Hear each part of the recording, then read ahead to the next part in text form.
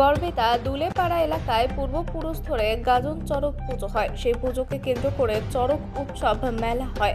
এই চড়ক পুজো উৎসবে DJ mic বাজিয়ে নাচ করছিল পুজো কমিটির সদস্যরা। তখনই পাশে হাই স্কুল পাড়ার ছেলেরা রবিবার রাত্রি 11:30 থেকে 12টা নাগাদ গড়বেতা সংলগ্ন দুলেপাড়া গ্রামের ডিজে বক্স বাজানোকে কেন্দ্র করে অশান্তি বাধে। গভীর রাতেই ইট পাথর বৃষ্টি শুরু হয় পরস্পরের মধ্যে। গন্ডগোলের মাঝে পড়ে মৃত্যু হয় স্থানীয় ক্লাব সম্পাদক ষষ্ঠী দুলের, বয়স 63। তিনি পিডব্লিউডি দপ্তরের কর্মী বলে জানা যায়। ঘটনায় গড়বেতা থানার পুলিশ বেশ কয়েকজনকে গ্রেপ্তার করেছে বলে জানা গিয়েছে।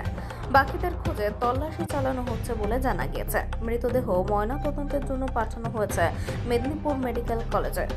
এই বিষয়ে সোমবার দুপুরে মেডিকেল কলেজে দাঁড়িয়ে তার ছেলে বুম্বা দুলে কি অভিযোগ করলেন শুনুন।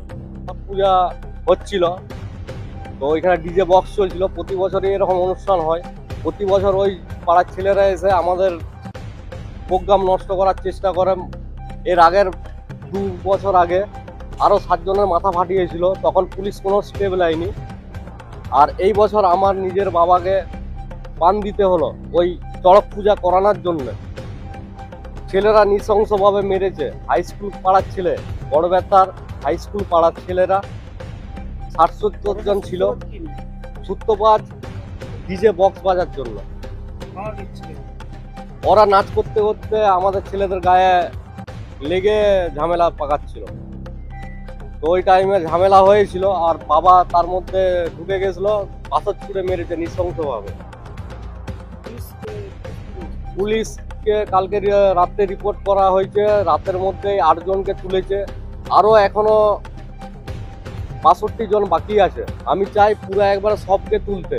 আমি কাউকে ছাড়তে চাইনি। আমার বাবার যারা খুনি তারা বরাবর শাস্তি পাক। বাবার নাম ষষ্ঠী দুলে। বাবা ক্লাবের সেক্রেটারি ছিল। ঘটনাটা কালকে রাতে হয়েছে 11:40-এ। মেদিনীপুর থেকে শেখ ওয়ারিশের রিপোর্ট, বিগ নিউজ।